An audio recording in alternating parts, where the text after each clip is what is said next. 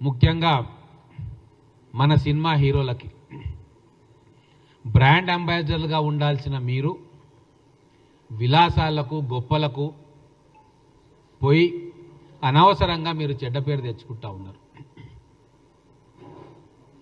మీరు 100 కోట్లు సంపాదిస్తుండొచ్చు, కానీ వాటిని ఇండియాలో పెట్టుబడులు పెట్టకుండా ఎక్కడెక్కడో ఎవరెవరినో నమ్మి పెట్టుబడులు పెడుతున్నట్టుగా సమాచారం వస్తూ ఉంది.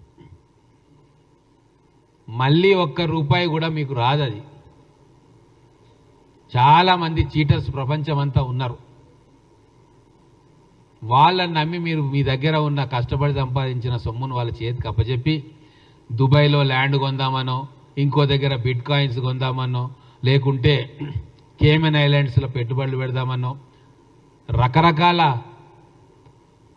పథకాలతోటి మీ దగ్గరకు వస్తున్నారు. మీరు ఆ ఉచ్చులో పడతా ఉన్నారు. నేను మీ అందరికీ ఒక సూచన ఇవ్వదలుచుకున్నా. మీరు సంపాదించే సొమ్ములో కొద్ది భాగం దయచేసి ఈ తెలంగాణలో సామాజిక కార్యక్రమాలకు పెట్టండి. మరి ఎన్ని కోట్ల రూపాయలు మీరు నష్టపోతున్నారో మాకు తెలియదు. ఇటువంటి వాళ్ళని నమ్మి, చాలామంది చీటర్స్ను నమ్మి తెలంగాణలో ఇంకా విద్యకు దూరమైన వారు, పాఠశాలల్లో మౌలిక వసతులు లేని పాఠశాలలు, స్కిల్ డెవలప్మెంట్కు నోచుకొని విద్యార్థులు కొన్ని వేల మంది, లక్షల మంది ఉన్నారు. దయచేసి మీరందరూ ఒక సామాజిక బాధ్యతతోటి మా ప్రభుత్వం చేస్తున్న మంచి కార్యక్రమాలకు అండగా నిలవండి. పాఠశాలల రూపురేఖలను మార్చండి. విద్యార్థులను మనోస్థైర్యం కలిగించేలాగా మీరు వాళ్ళతోటి రీచ్ కండి. వాళ్ళలో మానసిక వికాసానికి, ఉల్లాసానికి మీరు చేయూతనివ్వండి. మిగతా రాష్ట్రాల్లో ఉన్న సినీ ప్రముఖులు ఏ రకమైన సామాజిక సేవా కార్యక్రమాలు చేస్తున్నారో దయచేసి వాటిని స్టడీ చేయండి. దుబాయ్లో పెట్టుబడుల పేరు మీద, ఇంకో వ్యాపారాల పేరు మీద మీరు మోసపోతున్నారు. దయచేసి అర్థం చేసుకోండి. మీరు లీగల్గా కూడా ఇబ్బందులు వచ్చే ప్రమాదం ఉంటుంది.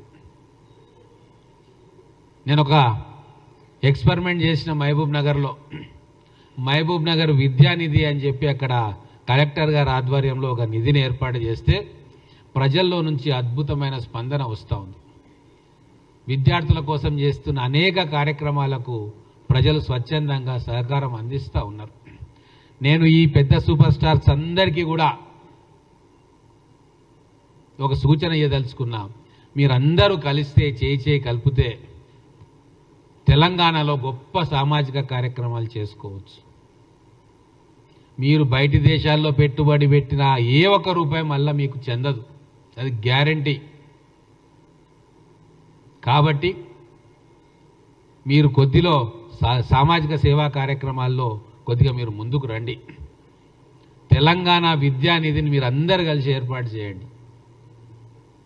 మీరందరూ తలుచుకుంటే తెలంగాణలో విద్య కోసం, మన చిన్నారుల కోసం, మన పాఠశాలలో విద్యను, ఎడ్యుకేషన్ ఇంప్రూవ్ చేసుకోవడానికి మీరందరూ కలిసి ఒక 10,000 కోట్లతోటి తెలంగాణ విద్యానిధిని ఏర్పాటు చేసుకోవచ్చు. మేమందరం మీకు సహకరిస్తాం. ఒక మహబూబ్ నగర్ అనే చిన్న పట్టణంలోనే మేము 10 కోట్ల రూపాయల దాకా విద్యానిధి ద్వారా సేకరించి పిల్లలకు ఖర్చు పెట్టాలని చెప్పి అనుకుంటే ప్రజల్లో మంచి స్పందన వస్తూ ఉంది. మీరందరూ కలిసి విలాసాలకు, పనికిరాని వ్యాపారాల్లో మీ డబ్బులు వృధా చేయకుండా మీకు పేరు తెచ్చిన ఈ తెలంగాణ గడ్డకు మళ్ళీ మీరు తిరిగిచ్చే సమయం వచ్చింది. పాజిటివ్ దృక్పథంతో మీరు అందరూ ఆలోచించండి. మేమందరం మీకు ఐడియాస్ ఇవ్వడంలో కానీ, ఇంప్లిమెంటేషన్లో కానీ మా ప్రభుత్వం తరఫున, మా తరఫున మీకు పూర్తి సహాయ సహకారాలు అందిస్తాం. ఎన్నో విప్లవాత్మకమైన మార్పులకు ఈ రాష్ట్ర ప్రభుత్వం శ్రీకారం చుట్టింది ఎడ్యుకేషన్లో. మీరు ముందుకు రండి. గతంలో కూడా 2-3 ప్రెస్ మీట్లో నేను చెప్పిన, సోను సూదు, మంచు లక్ష్ములు ఎక్కువ సేవ చేస్తూ ఉన్నారు, మీరు దయచేసి ఆలోచించండి అంటే ఎవ్వడు కూడా ఇక్కడ దిక్కు చూడలే. వాళ్ళ విలాసాలు మానలే, వాళ్ళు మోసపోవడం ఆపలే. కనీసం ఇప్పుడైనా ఆ చనిపోయిన వ్యాపారవేత్త, సినీ ఫైనాన్షియర్, సినీ నిర్మాతకు ఆయన దగ్గర ఎంతెంత డబ్బులు మీరు చేరవేసినరో అవన్నీ కూడా బూడిదలో పోసిన పన్నీరు అవుతాయి. ఇప్పటికైనా కళ్ళు తెచ్చుకోండి. మీ కష్టార్జితంలో కొంత భాగం తెలంగాణలో విద్య కోసం మీరు కేటాయించండి.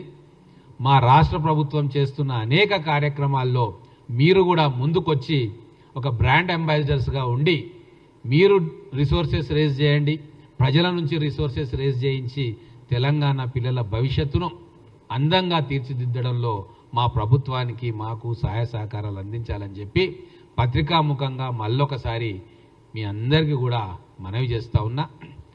దర్యాప్తు సంస్థల అధికారులకు చెప్తా ఉన్నాం, మీరు ఈ హవాలా ఆపరేషన్స్ మీద ఎందుకు మీరు సీరియస్గా లేరు? కొన్ని వేల కోట్లు హైదరాబాద్ నుంచి దుబాయ్కి మిగతా ప్రాంతాలకు పోయినాయి. కనీసం ఒక్కరినైనా మీరు అరెస్ట్ చేయగలిగినరా? ఇప్పటిదాకా ఒక్క హవాలా ఆపరేటర్నైనా అరెస్టు చేసి చట్టం ముందు నిలబెట్టగలిగినరా? ఇది ఆవేదనతోటి మాట్లాడుతూ ఉన్నాం.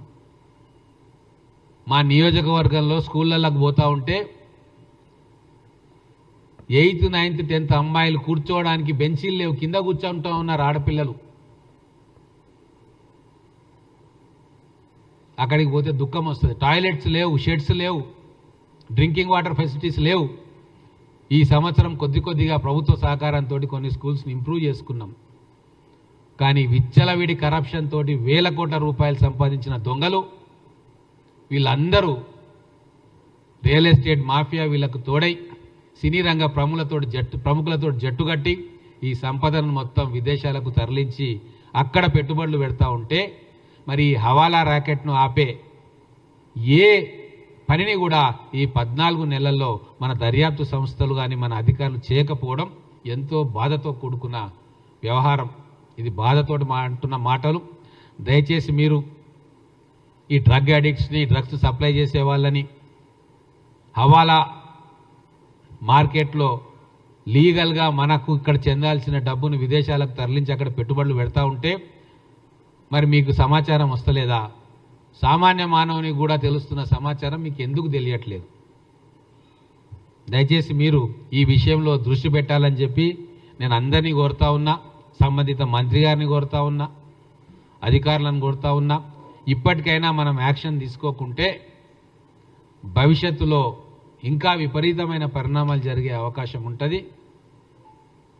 మా సూపర్ స్టార్లను నేను ఒకటే కోరుతా ఉన్నా, మీరు ముందుకు రండి. తెలంగాణ విద్యానిధిని ఏర్పాటు చేసి మొత్తం తెలంగాణలో విద్యను అభివృద్ధి చేసి మన పిల్లలకు మంచి భవిష్యత్తునిచ్చే కార్యక్రమానికి శ్రీకారం చుట్టండి అని చెప్పి మేధావుల తరఫున, విద్యావేత్తల తరఫున, తెలంగాణ ఉద్యమకారుల తరఫున, సామాజిక శాస్త్రవేత్తల తరఫున, మొత్తం తెలంగాణ ప్రజల తరఫున మిమ్మల్ని అందరినీ కోరుకుంటా ఉన్నా. దయచేసి ఒక అడుగు ముందుకేయండి అని చెప్తా ఉన్నా.